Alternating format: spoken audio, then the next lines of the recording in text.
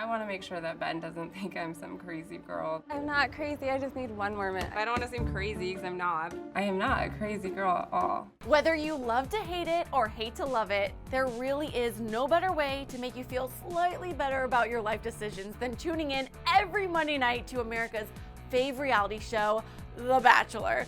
So just because there's never enough crazy to go around, we're breaking down 13 of the show's most batshit crazy moments right here on Listed. If you haven't been living under a rock for the past 14 years, you know well enough by now the rules of the game.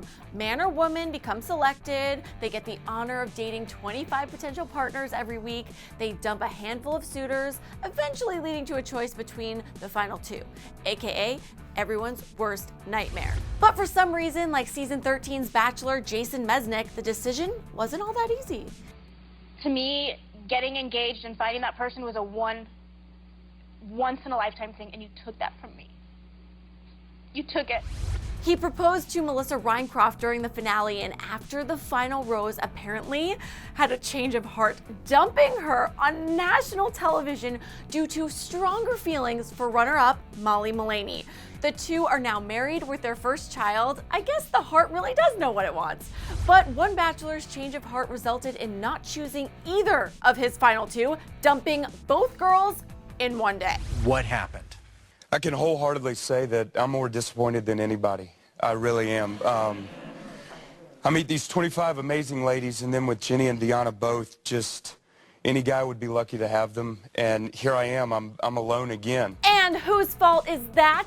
Brad Womack, who is notoriously known for being the nation's boy after season 11, until he inched his way back in for a second go-around 4 seasons later, ultimately choosing Emily Maynard. Shocker alert, that one didn't last either. There's times during every season when the show's host, Chris Harrison, claims that this will be the most dramatic season in Bachelor history. But season 14's Bachelor Jake Pavelka made damn sure of that after their breakup when he and his chosen one, Vienna took part in a public he said, she said feud. One sec, let me grab the popcorn. I don't know what you did. Right. I know, you're agreeing with me. I don't know what you did. I'm not agreeing with anything you say. You are a liar. Okay, well, I mean, Can we get a polygraph test? Do we have one of those? I Because hear you what would you're fail saying. it. Okay, well. And they lived happily ever after. Okay, that's a lie. As if Jake's season wasn't enough drama, one contestant seemed to have eyes for more than just The Bachelor. Rosalind Papa was booted off the show after having an alleged affair with one of the show's producers. To this day, she sticks by her claim in that she was never attracted to Jake and, quote, I don't want to say I regret it. It was an experience. I'm proud of myself for making it through. Well, alrighty then. And slightly switching gears over to leading ladies, Emily Maynard was the Bachelorette in season 8, and she came bearing child, in which one contestant, Kaylin McMahon, thought to be baggage. So in Emily's words, she went West Virginia hood rat backwoods on his ass. It makes me sad for you, not for me. So, is there anything you can say to say, no, I didn't say that? No, not at all. Then get the out. That ought to seal the deal. Ali Fedowski also had quite the dramatic season when one contender, Casey Cowell, went out and got a tattoo for Ali of some sort of creepy heart, claiming that he would always guard and protect her heart. Ugh, Casey, you do know that tattoos are permanent, right? Safe to say Ali's heart had someone else in mind, that or she was just totally creeped out. And she sent him right home shortly after. Hashtag no regrets. But the ridiculousness doesn't stop for poor Ali there. During her season, it was revealed that one contestant, Justin Rigo, aka The Wrestler, rated R, had a girlfriend back home. When Ali tried to confront him, he and his broken leg hobbled away. He does body slam. I want to know what he has to say for himself.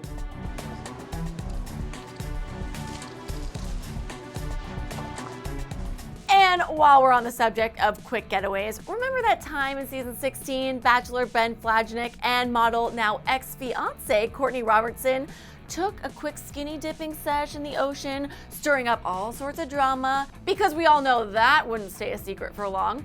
Later on during Sean Lowe's season of The Bachelor, we got the pleasure of meeting Tiara, her permanent raised eyebrow, and her sparkle, that quickly became famous throughout the Twitter sphere. So when people keep attacking me and even you said your parents say the same thing. They were worried about you coming on here because you can't get along with girls. They never said that. They said, Tiara, you have a sparkle. They said, Tiara, you have a sparkle.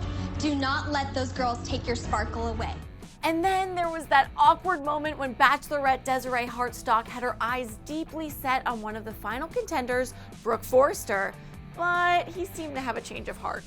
You know, I really want to be madly in love with you, you know? This is even harder. You're like excited for... It was rumored that Brooks would have been Dez's first choice had he not chosen to leave, but whatever, she's living her real-life fairy tale with her now hubby, Chris Siegfried, so we don't feel that bad. Moving on to one of America's most favorite bachelors of all time, and please, take that with the most sarcasm, Juan Pablo, who spoke a bit of broken English, but his truth bomb to Andy Dorfman was heard loud and clear. I'm being honest. Okay. Do I appreciate honesty? Absolutely. Do I think, in my opinion, that you take it too far? Absolutely. It's offensive to you that I'm honest and I say, There's a difference between being honest and being be honest. Like, that's not okay.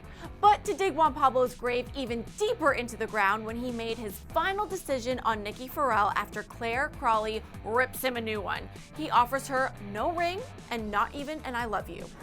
I like you a lot. A lot. So,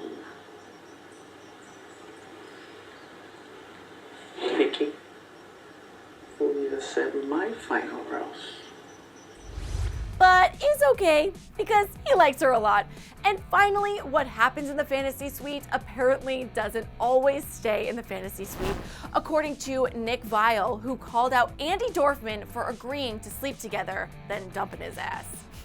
If you weren't in love with me, I'm just not sure why you made love with me. I don't.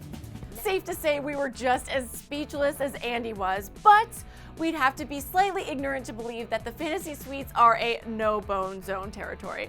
But that's a whole other topic that I don't really want to get into, and a great place to leave off. So for all of you in Bachelor Nation, I want to know what you guys think the craziest Bachelor moment was, and if there's one I didn't mention, let me know right down here in the comment section below. And after that, don't forget to click right over here for 11 things that were cool 10 years ago. Thanks so much for keeping up with me here on Listed. I'm your host, Megan LaMontagne, and I'll see you next time. And then click to the left to check out some of your fave fictional couples that should date IRL, and click to the right to see 13 celebs that should have their own reality show.